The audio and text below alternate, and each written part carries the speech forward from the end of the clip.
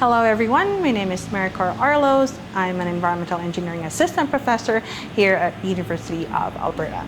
So what are micropollutants? So these are compounds, chemical substances that are present in the environment at a very low concentration. So they can be concentration from nanograms per liter to micrograms per liter, or parts per trillion to parts per billion concentrations.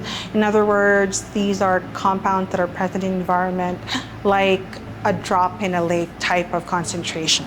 So they are very, very low concentrations, but they can actually impact the aquatic ecosystems. So for instance, we take a lot of medications, a lot of pills, and that doesn't actually get treated in a wastewater treatment plant, and it goes straight into our aquatic environment. So even at a low concentrations, an example would be 5 nanograms per liter, or 5 parts per trillion, or 5 drops in a lake, that can actually cause a male fish to become female. So never ever flush any types of medications down your toilet.